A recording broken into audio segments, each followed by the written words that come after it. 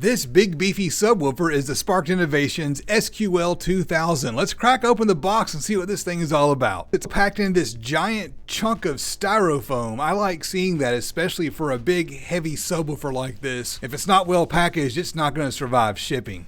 Let's get the plastic off and see what this thing is all about. Check that out. That right there is a good looking subwoofer. Let's throw it on a scale and see how much it weighs. So about 52.5 pounds, but you might notice the scale is sitting on a metal table, so that means the magnet on the subwoofer is probably pulling it down. So let's move it over to a wooden table, about 50.25 pounds. Check out the back of the subwoofer. It's got these perimeter vents here, and then it has the biggest pole vent I have ever seen. Oh, everybody, look at my fancy butthole. I mean, everybody does look. It's pretty great. Why is the pole vent that big? Well, probably because this thing has a monster 4-inch voice coil. Check out how shiny that polished backplate is. It's a mirror finish. It's so reflective that I'm having a hard time getting good footage, but you can see right here the laser etching on the backplate. No doubt this thing can take every bit of that power, probably a whole lot more. This is the dual 2-ohm version. If you need help figuring out how to wire a subwoofer up, you can check out the wire calculator on my website, DIYaudioguy.com. With a dual 2-ohm subwoofer, you can wire the two voice coils in parallel and get a 1-ohm load. That's what you'll want to do if you're just running one subwoofer. The other option is to wire the voice coils in series, and that's going to get you a 4-ohm load. That is what you want to do if you order 4 of these, so you can then wire all 4 in parallel. That'll give you a 1-ohm load at your amp. And you're going to need a huge amp if you do that. Checking out the cone, it's black with a black surround and this huge silver dust cap. Looking inside the basket, we see that each terminal has not one but 2 sets of tinsel leads, and those tinsel leads are woven into the spider. There's a really cool story behind this subwoofer. The guys at Sparked Innovations, Ed and Rich, have been making cool gadgets for car audio for years now. Things like fans and switches with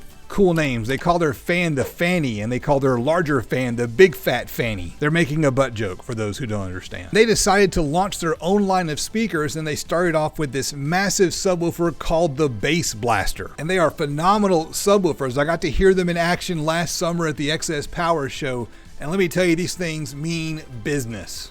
But there's always a but. The color scheme's kind of unique, and it's not exactly everybody's cup of tea. So Ed and Rich decided to release this subwoofer right here, which is mechanically identical to the Bass Blaster, but with a traditional black cone and a black rubber surround. On the back of the subwoofer, it has a rubber boot over the magnet instead of the metal mesh that you find on the Bass Blaster. As for me, I like the look of both the Bass Blaster and the SQL 2000. A lot of people seem to agree Sparked Innovations is actually having a hard time keeping both of these in stock, so if you want one, you need to hit that link and get one while you still can. Use the code DIY for a discount. The next logical step is to design and build a box for this thing, so it's over to the computer to check out WinISD. Off camera, I loaded the TS parameters into WinISD, and the first thing I want to point out to you is the driver integrity check passed. That's a good sign. That tells us that Sparked Innovations has taken the time to make sure they have legitimate TS parameters posted on their website. You would think that that would be the bare minimum that a subwoofer brand could do, but a ton of brands just don't. So now we'll design a box with one driver. We're going to go with a vented enclosure because that's my favorite design.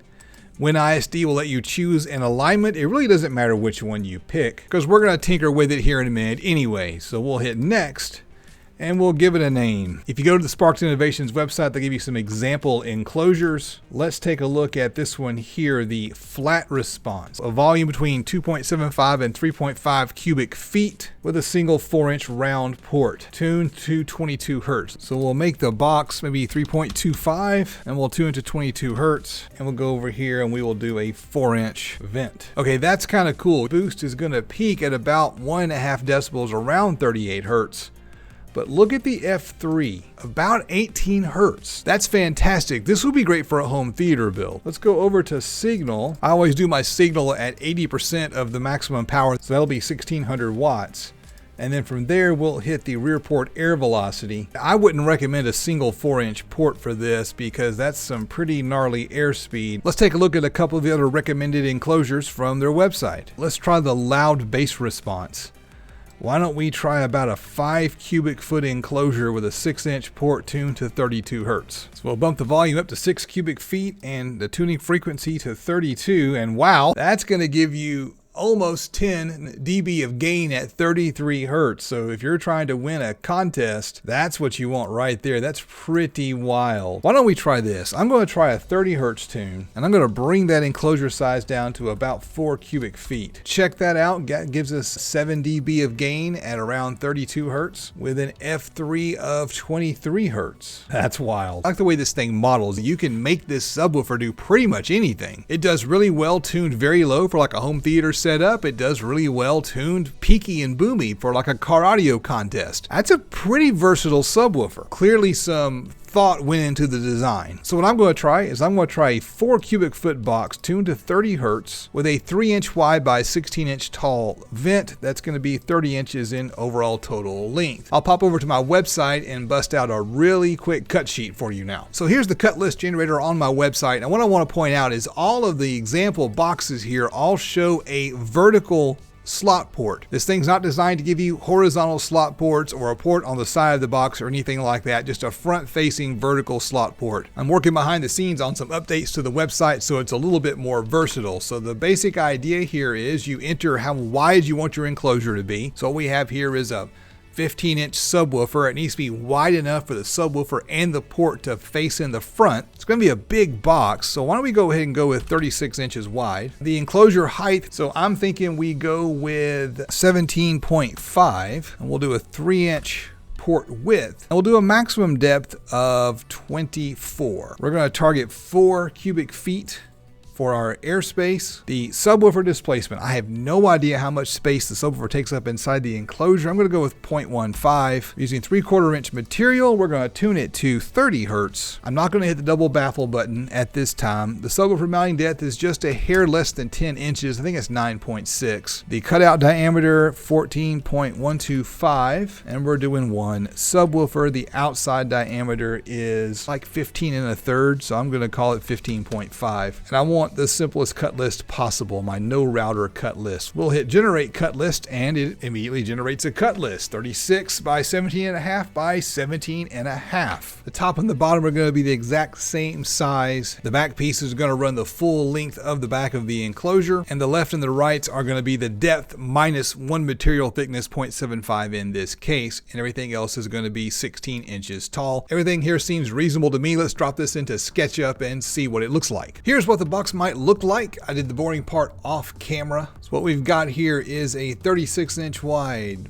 back piece. The top and the bottom will both be 36 inches wide. Depth of the enclosure is 17.75 inches, and the side pieces are 17 inches. This baffle is 31.5 inches long. What I like to do is make a window brace that's the exact same dimensions as my first port wall. That way the window brace is more than just a brace. You can also use it to make sure the port itself is going to be in the box square to the rest of the box. For a heavy duty subwoofer like this, a second brace is probably a good idea. Just make sure that you have at least 14 inches between the two braces, because the cutout diameter is 14 inches and you don't want the brace interfering with your subwoofer. You are free to add corner braces or any other bracing to the enclosure. Bracing doesn't take up a lot of space. The website assumes you're going to put a corner brace in all of your corners. I do recommend you put a corner 45 inside the port here to help with airflow. Between the website and this image on the screen here, you've got enough information to draw up these plans for yourself if you like, but if you'd like to order the plans, I'll be sure to give you a link down in the video description where you can order a set of these plans. Now it's time to have some fun. Let's hook this thing up to an amp and let's get this subwoofer flexing. I'm going to build a quick test frame for that. I'll cut that over on the CNC machine right now.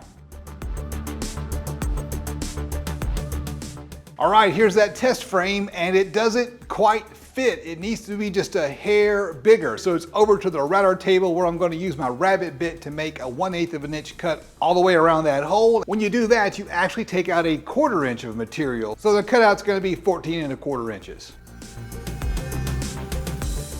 After rabbiting, it's just a matter of grabbing a flush trim bit and trimming out the rest of the material before assembling the frame.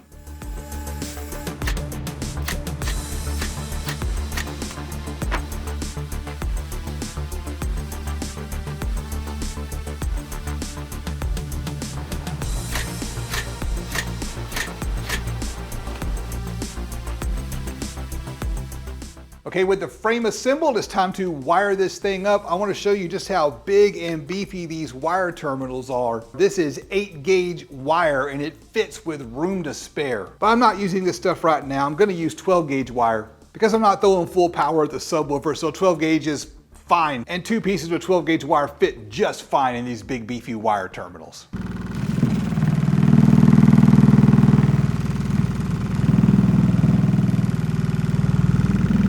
Jesus Christ, it's walking away on me.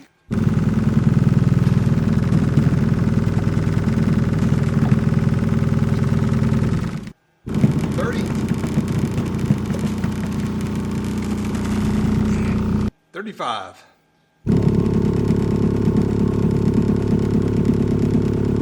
This is 30 hertz.